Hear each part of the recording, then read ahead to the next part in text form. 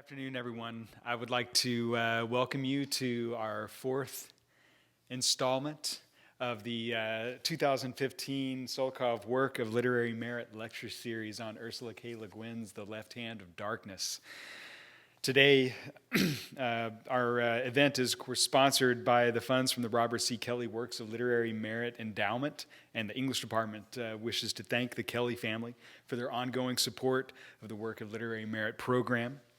Today's speaker is Leonard, writer and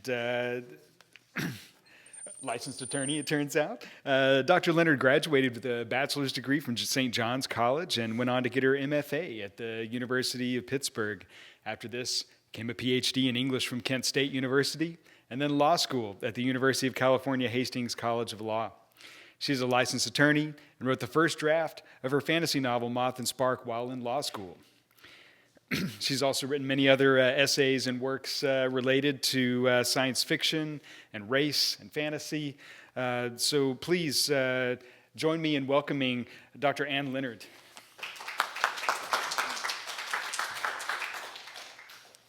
Okay, thank you, everybody. Everybody here? Okay, I haven't done this in 18 years, so bear with me. This is not going to be a lecture so much as just like a normal class would be. We'll do there's about 40 minutes of prepared material if I've estimated it right, and then we'll have a question and answer period. If something comes up that you're just burning to get answered while we're talking, just raise your hand, and that'll be fine. Okay,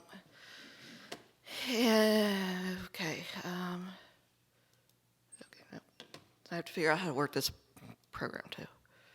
All right, so that's kind of the money line from this book.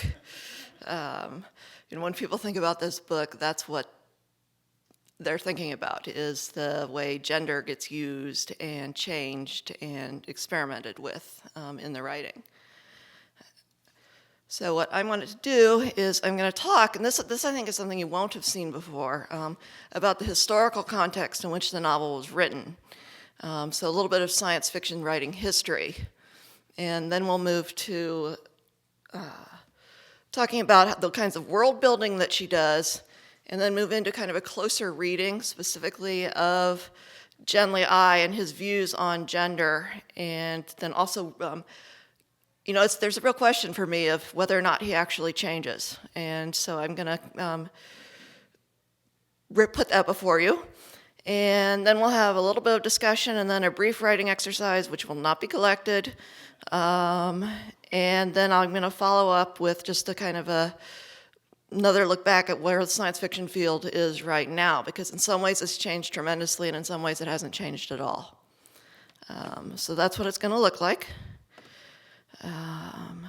And here's I'm putting up the discussion questions now. I'll come back to them when we're actually ready, just to get you thinking a little bit about it. Le Guin says that all fiction has ethical, political, and social weight. What kind of weights are there in this novel? Then there's a couple quotes which we'll get to about women's roles, and I'm wondering what we're supposed to do with that as readers. Then kind of the big all-purpose general question is, how would the book be different if Gen Lee had been a woman? And then finally, the more writerly question, which is her voice collaborative? Is it feminine? Does it threaten anything?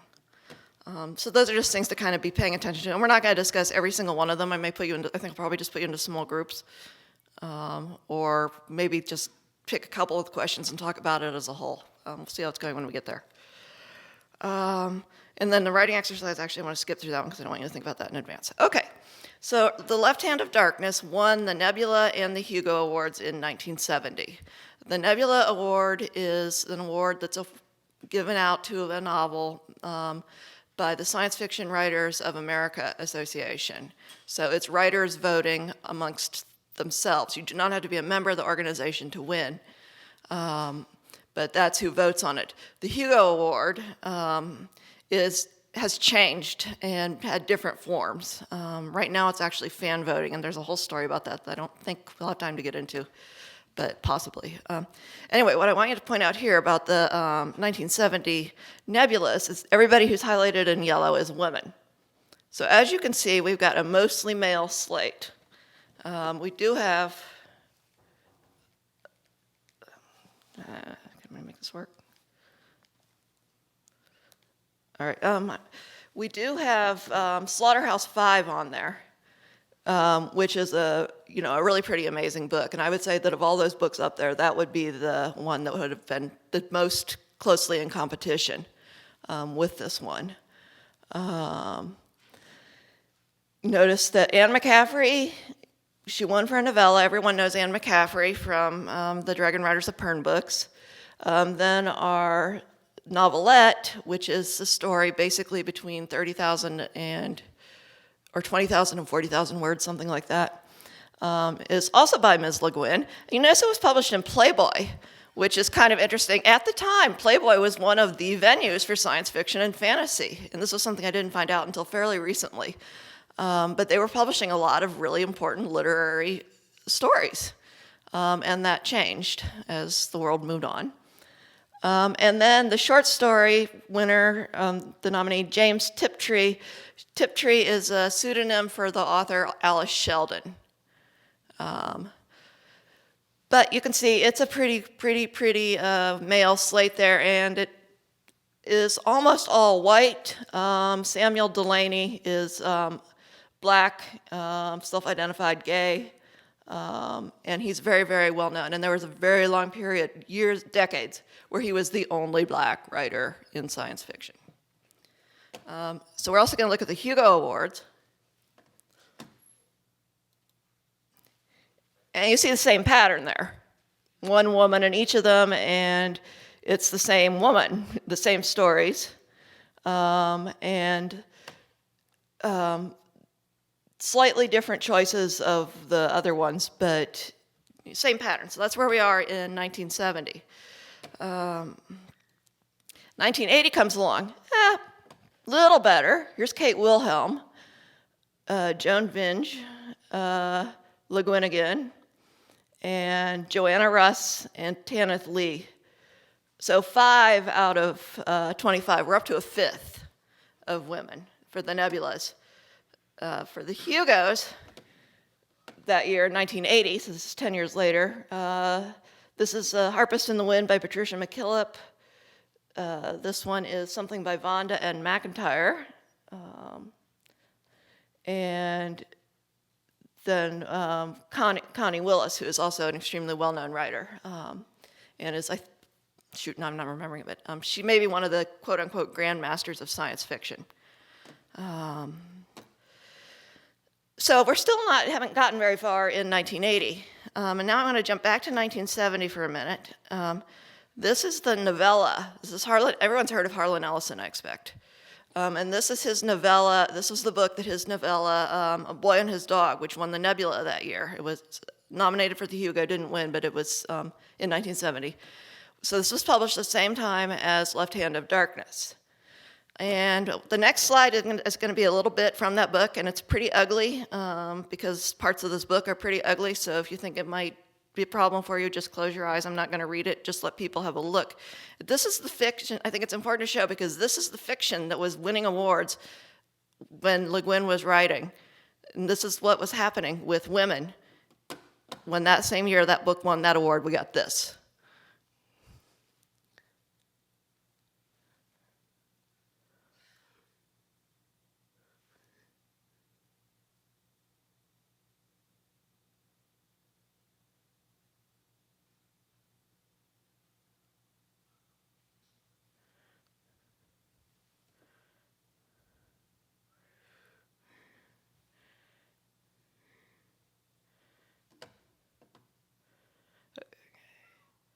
Everybody seen enough? Yeah. Okay. So if you weren't looking, you can feel free to open your eyes now. I will say about that novella, you can't stop reading it once you start. It's extremely well written, I would say that I don't think Ellison espouses those ideas particularly. You can have a character who does nasty things. But that's what we have Left Hand of Darkness. Just to give you the context, when Left Hand of Darkness comes out, and Le Guin's writing about gender, that book's being published as well. Slaughterhouse-Five about World War II. So you kind of get the picture. A little more here then I want to talk about, and this goes up to 1983. And this is a book by Joanna Russ, who she was one of the nominees on one of those lists earlier in 1980, I believe. She's a science fiction writer. The book she's most well known for is called The Female Man. And in 1983, she wrote a book called How to Suppress Women's Writing. She didn't write it. She wrote it, but she shouldn't have. She wrote it, but look what she wrote about. She wrote it, but she only wrote one of them. That's Jane Eyre. She wrote it, but she isn't really an artist, and it isn't really art. She wrote it, but she had help. She wrote it, she's an anomaly. She wrote it, but all these arguments that are used to devalue women's writing. And Russ talks in her beginning, she gives an example that I really like. When the female weevil displays unusual competence in climbing the tree, you avert your eyes and claim it is a male weevil. How disgustingly glottologologish of you. And then she's talking here, and I won't read the whole thing, but just talking about different ways in which women's writing has not been validated in the way that men's writing has. And she does this, she approaches this from the point of view of somebody writing science fiction. And she says, this is interesting, there's no political reason for critics to reject or misconceive or ignore science fiction. There's plenty of reason to do all three with women's writing. And then she goes into a discussion of Le Guin's writing. And still, by 1983, Le Guin is still the most well-known name in science fiction for women.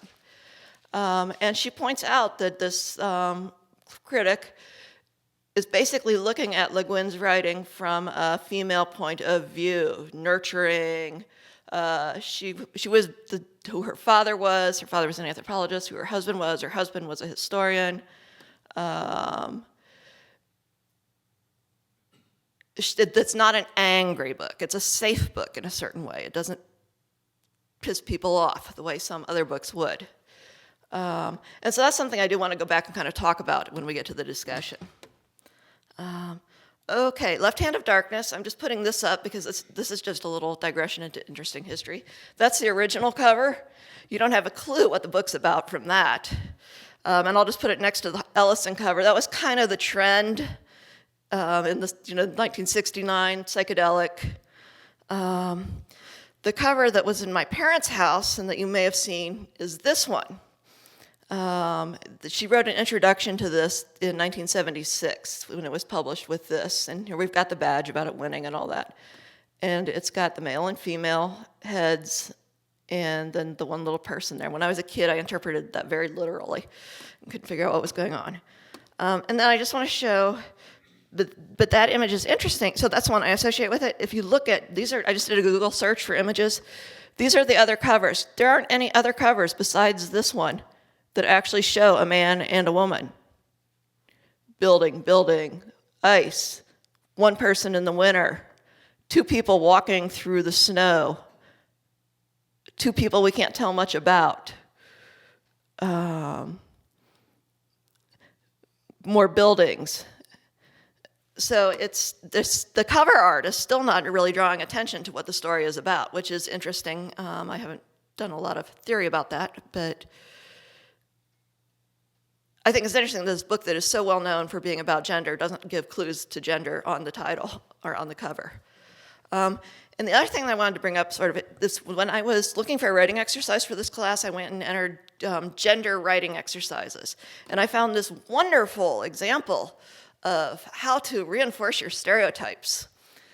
So the gender-specific dialogue in romances, basically, if you're writing a man, make sure he's not asking questions. Make sure he's not explaining. Make sure his only feeling is anger.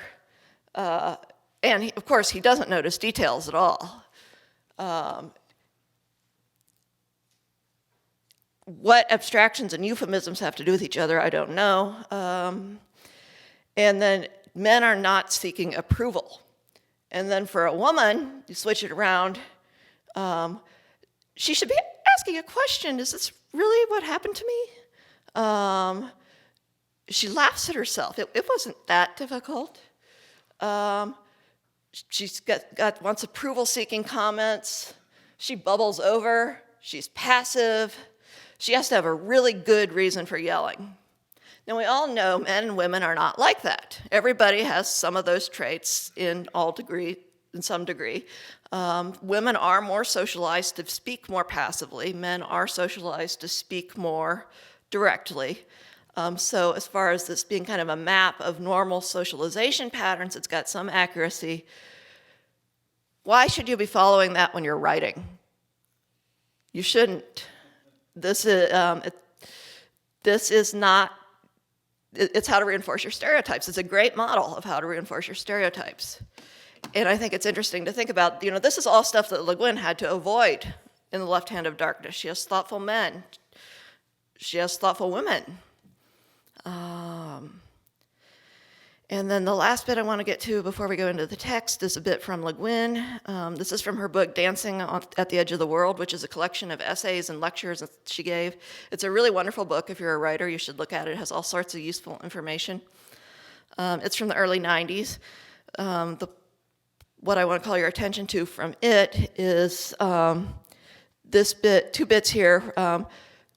She says, all fiction has ethical, political, and social weight, and sometimes the works that weigh the heaviest are those apparently fluffy or escapist fictions whose authors declare themselves above politics, just entertainers, and so on. There are arguments raging right now in the science fiction and fantasy world where people are using those arguments still, 20 years after she wrote that, at least. Many women writing still choose the male viewpoint because it's easier than to know that their viewpoint is going to be denied. And I think that's still true. I just saw an article on Tor.com this morning where somebody was writing about how to write a woman and how difficult it is and all the obstacles that are. And this was a woman writing it.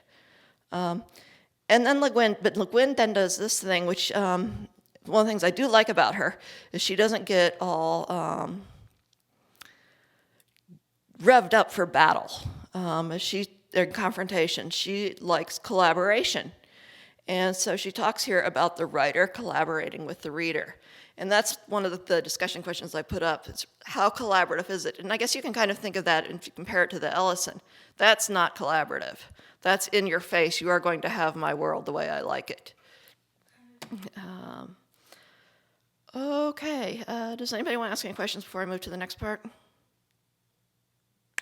Okie dokie. All right, so there's one of the things any writer has to do, but especially a writer of speculative fiction, is world building. And there are 2 ways, really, in this book that Le Guin does it. One is the winter. Everything is cold. Everything is icy. It's a completely different world. And she does a great job at that. The winter scenes, the ice, when they're going across the ice, and there's all these different descriptions of what cold weather is like. It's really just pretty amazing. The other thing she does is she creates this race of people that are, the word in the book that's used is ambisexual, either male or female, not both, but either. Man, woman, woman, man. And then she uses the device, for the most part, not entirely, of a narrator who is other. The narrator is outside. And what this allows the narrator to do is to see it the way that brings the reader along. You're outside too when you're looking at this world. You get the exposition. You can kind of see without being dragged into the particular points of view of characters that are in it who have their own agendas. She doesn't do that entirely because we do get Estreven's descriptions, so we do get his point of view.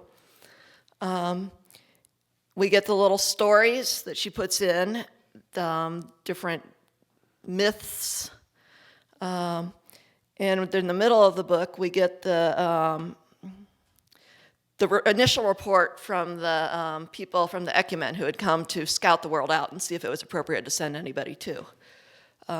Another way she does it is through language. Shifgrithor, Kemer, Dothe, and Commensal. She basically makes up all those words. Commensal, Genlii actually talks about. I put that page number there in case you want. That's for me. That's on my edition. It might not be on everybody's. So she's doing a lot of world building. And I think that all this other world building, the winter, the new language, the reports, all this stuff goes into believing this. When we get this, wiping sweat from his dark forehead, the man, I must say, having said he and his answers. That's very early on. That gives you your signal that something is different going on. Because she's been using he up till then to describe the king. And here's where we really see the world building and her agenda, not agenda, but her emphasis on gender coming together. After supper, by the fire, we drank hot beer. On a world where a common table implement is a little device with which you crack the ice that is formed on your drink between drafts, hot beer is a thing you come to appreciate it. That puts you in the world. That's a real small, domestic, tangible detail, and that gets you there. So now you're ready for the big volley that I tried, but my efforts took the form of self-consciously seeing a Gathenian first as a man, then as a woman, forcing him into those categories so irrelevant to his nature and so essential to my own. And we get this description of femininity. And it was impossible to think of him as a woman, yet I felt a sense of falseness or imposture. His voice was not a man's voice, but it's not a woman's. And we're set up for that because she's done such a good job getting us there in the first place with this stuff. And we'll talk about Genly, what he says here a little bit later. There's two other places I want to point out. This is from the report in the Ecumen in the middle of the book. Where she's describing, she starts out saying they may have been an experiment, and then basically this is all the exposition so Genly doesn't have to say it. But here we get the big one. The king is pregnant. Everybody can be tied down to childbearing. So privilege and risk, they're shared out equally. But nobody here is quite so free as a free male anywhere else. And the question that I have is, really, by the time we've gotten to this point in human development, we still have these gender roles going on. Men really have more freedom than women. And I think it's probably meant to be a response to people who make those arguments at the time she was writing. They're not it. They're not noodles. They're potential. And then a man wants his virility regarded. A woman wants her femininity appreciated. That's why it's going to be difficult. And then this is what I think is the key philosophical sentences of the book. One is respected and judged only as a human being. It is an appalling experience. So you have all the things that you're used to. All your comfort frame is gone.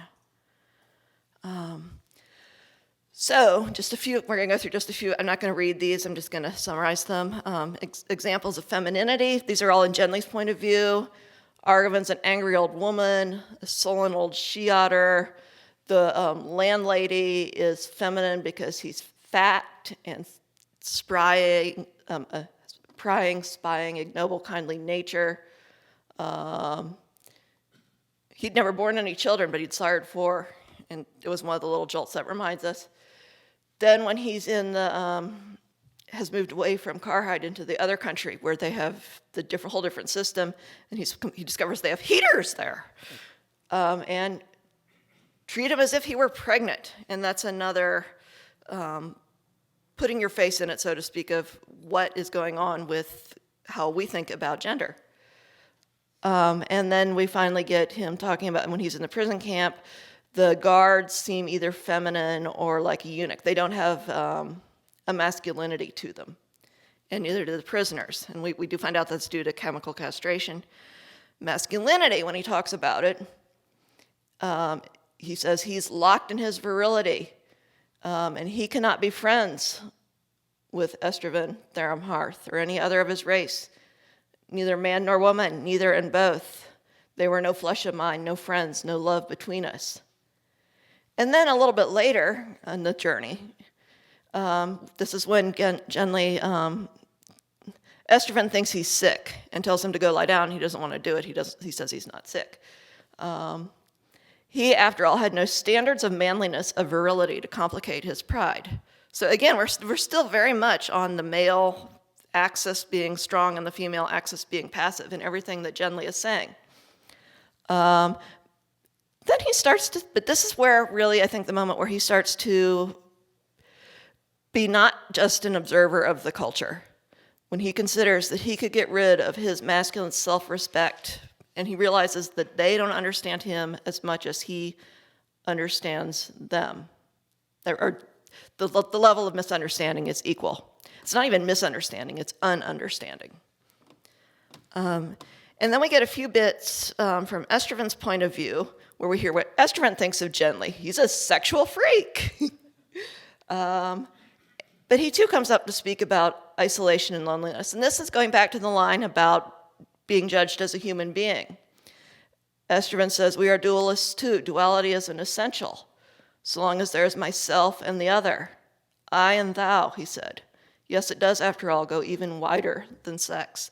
And that's where we really start to open up, I think, to this isn't just a world where the plot device is that men and women, that there's a race that can be both male or female. It's more than a plot device. It's a serious question about what is the nature of human relationship with each other.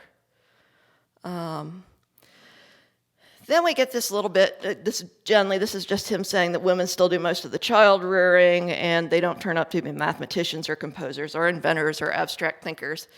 And that's another one where I kind of wonder, is Le Guin's foot in her mouth when she's saying that, or what's going on there? Because you would think if you can do a ship to past light speed, women might have not be doing all the child rearing and might be mathematicians at this point. And then we get, finally, Genly's final transformation. He was a woman as well as a man. Until then, I had rejected him, refused him his own reality. And he had been quite right to say that he, the only person on Gethin who trusted me, was the only Gethenian I distrusted, for he was one who had entirely accepted me as a human being. The sexual tension provides friendship and the love. And earlier he talked, they could not possibly be friends. And now, finally, the moment when Estroven is in Kemmer and Genly has to really, truly deal with it because it's just the two of them out on the ice, he really sees that he has been seen and sees Estroven as human and moves beyond that sexuality into a capacity for love. And that's his real character movement through the novel. And when at the end, when he goes back to the capital in Karhide, we see that Argivan, who had previously been a shrill like a woman and a sullen she-otter, is now a woman who has lost her baby, a man who has lost his son, parentage to both. He goes to see his own people come, and they're like great apes with intelligent eyes, all of them in rut, in Kemmer. And he's relieved when the physician comes in. It's not a man's face and not a woman's face. This is familiar, right? So he has really assimilated. And this is a way for us to look at ourselves differently, too, which is one of the things you can do with an outside narrator, is that you then the work of the narrative is then making the outside narrator into a mirror for the reader. But the very, very last page, when he's at Estroven's family, we see this. He had a girl's delicacy, but no girl could keep so grim a silence as he did. So I don't know what's going on there, and that's one of the questions that one of the things that I wanted to raise as a question. And anybody have any questions for me? Or I'm going to have to go way back to the beginning of this thing if I can to get to the questions.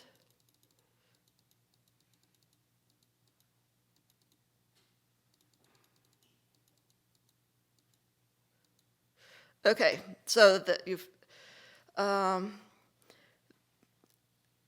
the all fiction is ethical, political, and social weight. What kind of weights does this book have? That's from that bit that I've read to you about her on writing. The future is one where there are still certain assumptions about women's roles and temperaments. We just looked at that. So that's kind of the burning question for me as a writer, is what is going on with that. But I would also like to just, talk about what would this book be different if he'd been a woman. How would the book be different? And do you think her voice is collaborative? And is collaboration necessarily feminine?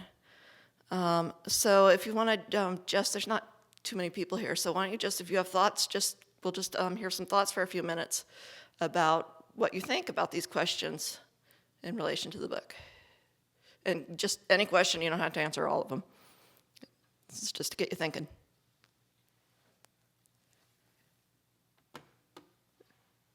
When you say is Le Guin's voice collaborative, are you assuming from all the point of views of the characters that she uses to tell her story? Okay, that's a really good question. The question was, is Le Guin's voice collaborative in the voice of all the different narrators? And I think that is, she's talking about collaborating between the writer and the reader. So the characters and the narrator are a different set of people. But I think it's still a very good question, because if you have different characters, you have different voices. So what do you guys think? Is Estervan and Genly, are they collaborating with the reader, or are they pulling the reader in opposite directions? What's going on with them? Or what do you think with the multiple voices?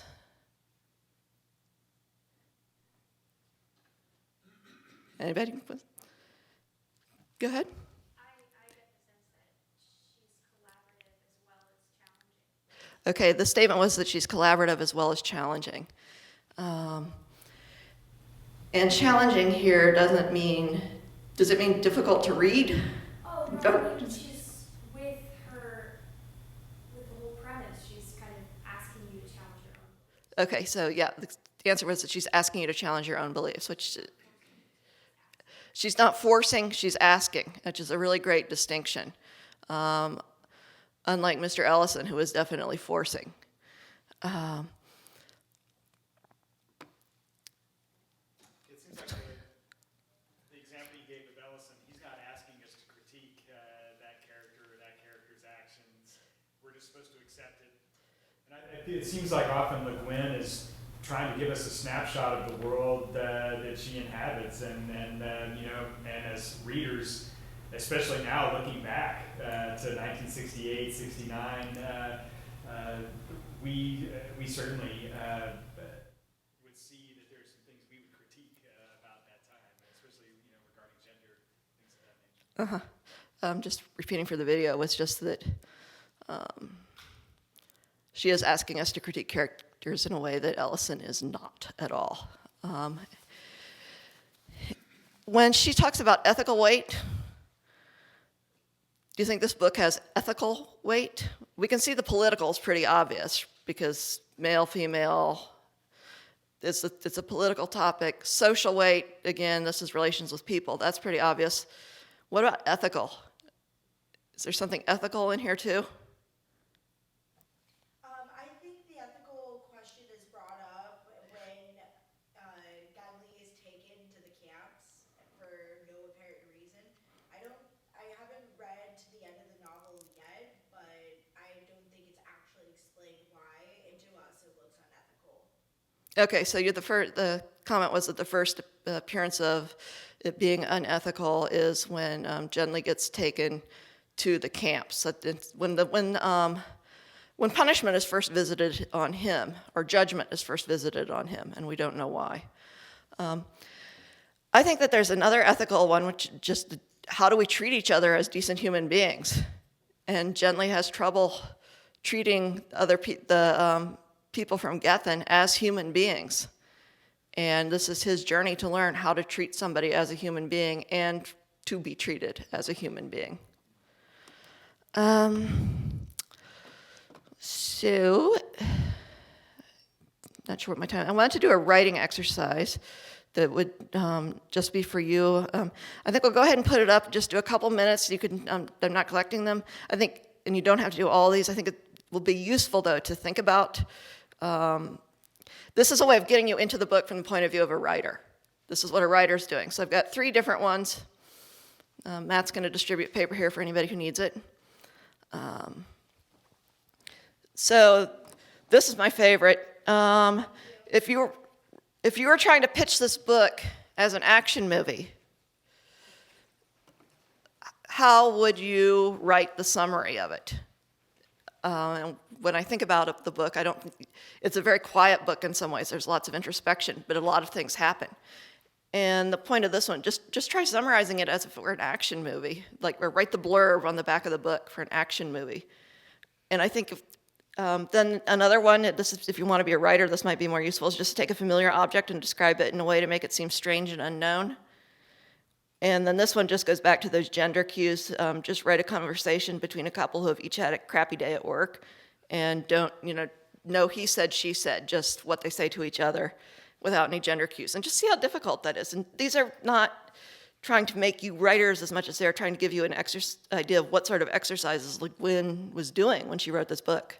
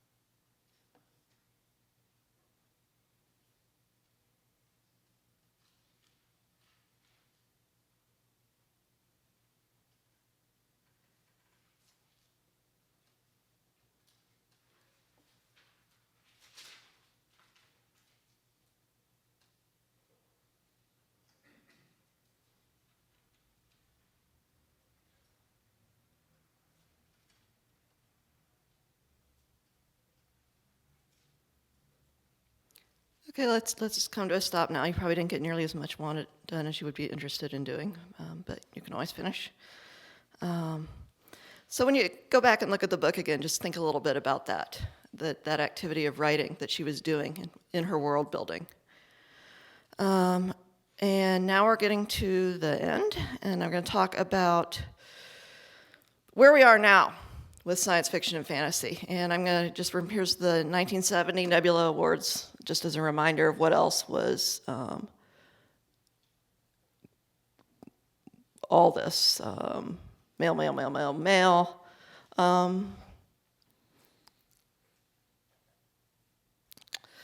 And we go now to 2014's Nebula Awards. And here's what we have in 2014. All the yellow are women. Yes. One man, 2 men out of 7, 1, 2, 3, 4, 5, 6, I guess 8 nominees. This is interesting. Ancillary Justice won just about every single award that came out in 2014. The Golem and the Genie is interesting because it's more of a historical fantasy. It doesn't fit in the genre bit at all. Hild really isn't a fantasy, which may be why I didn't vote for it, because it's not a fantasy.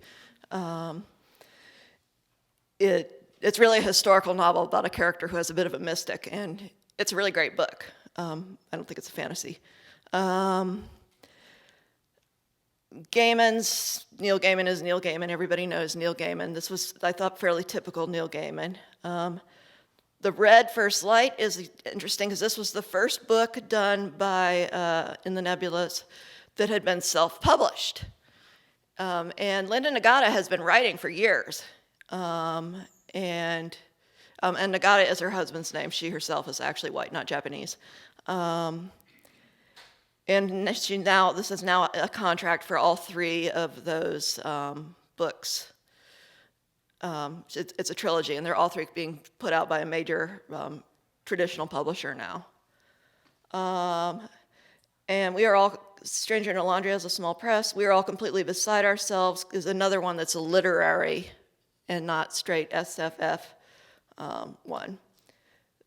Then, so you can see that's in short story. The representation of women has changed quite a bit.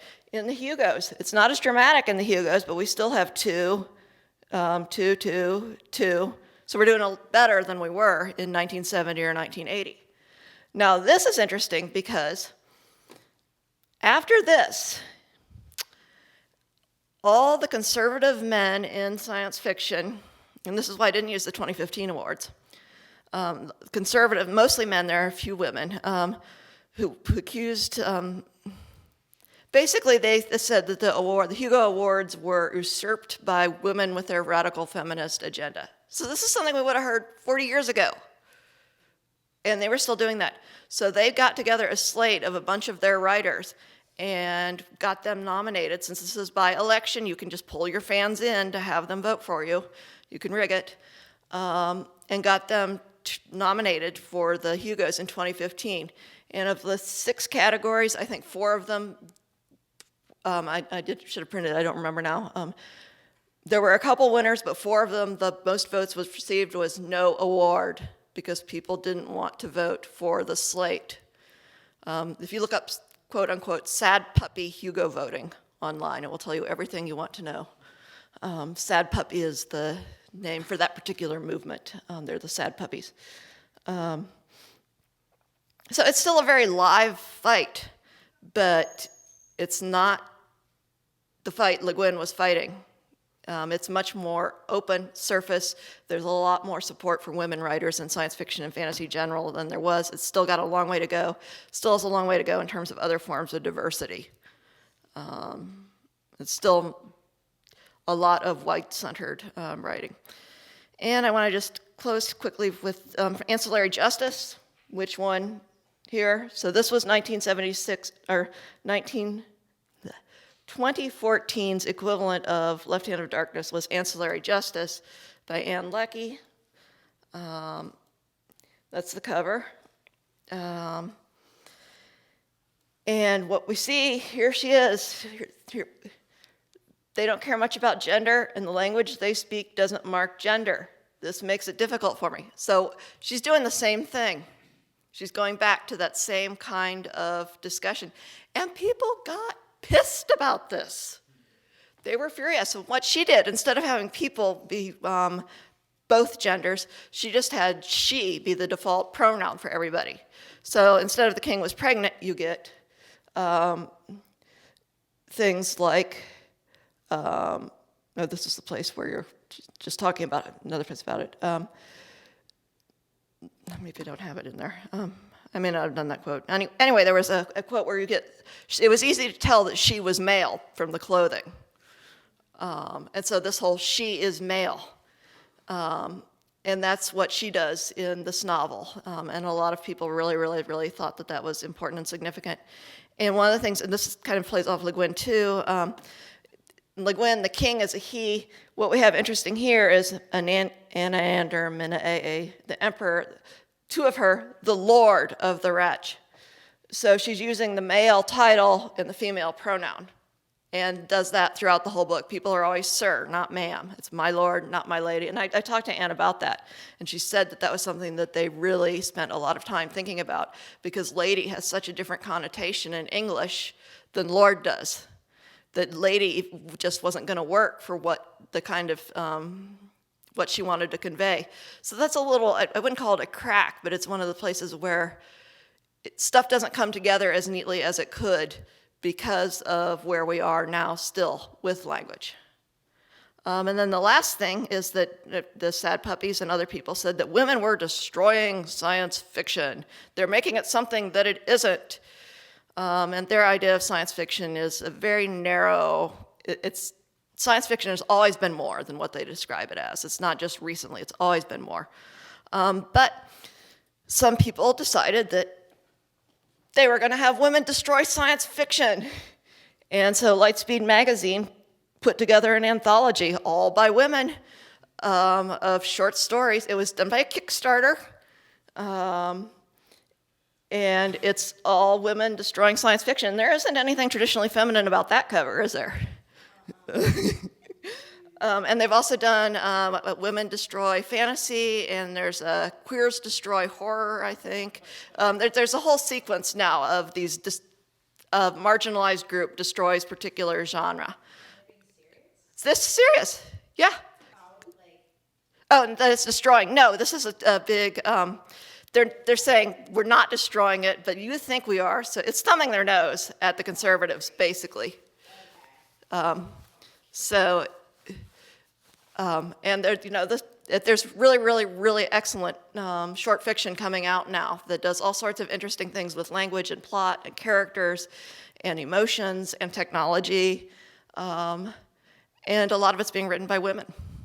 So it's a long way from where Le Guin was in 1969 in that aspect. And if you're interested, you should go buy a copy of this. And there we are, that's all I got.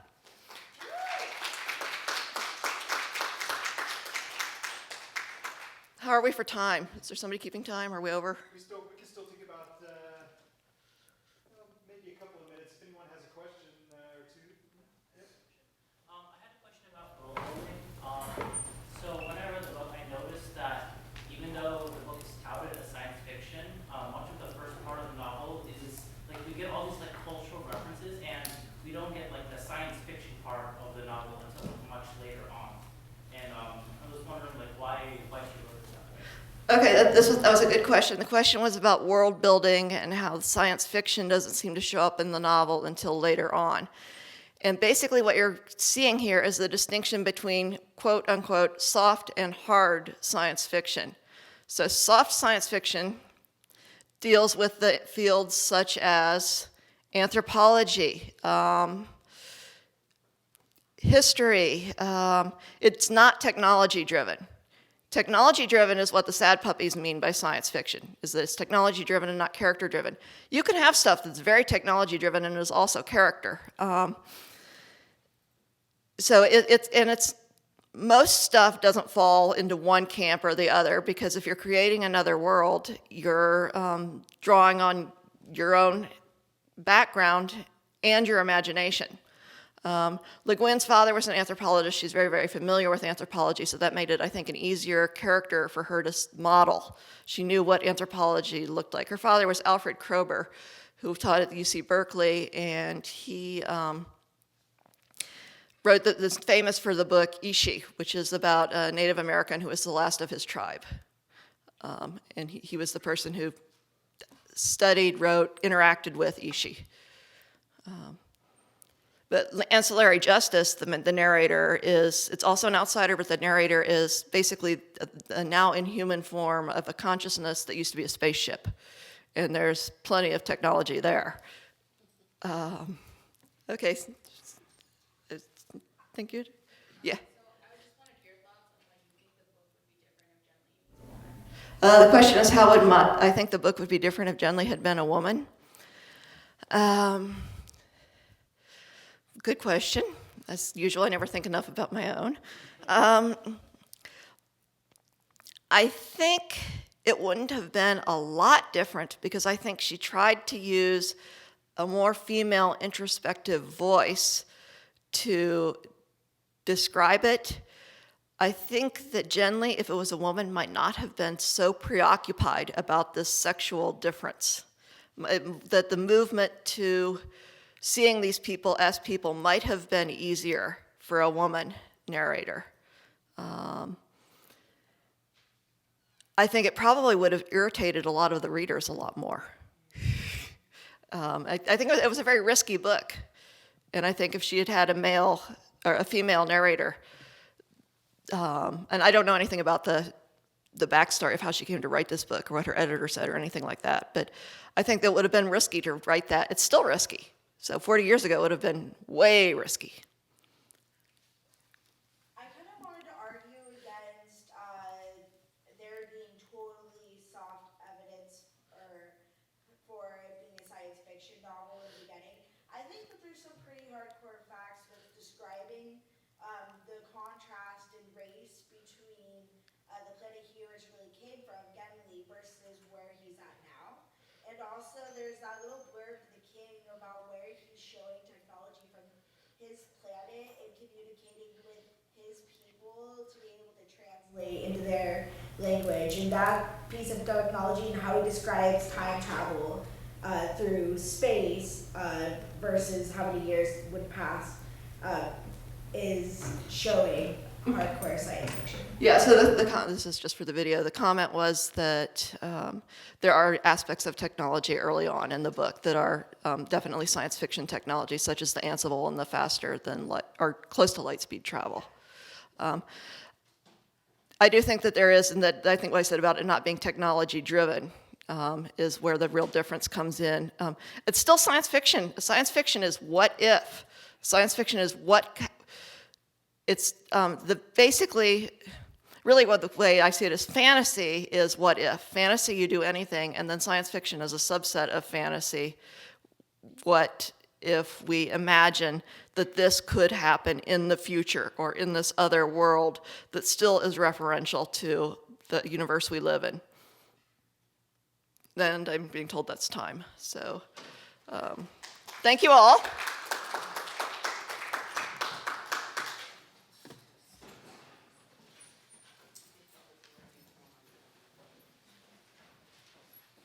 So much. Thanks.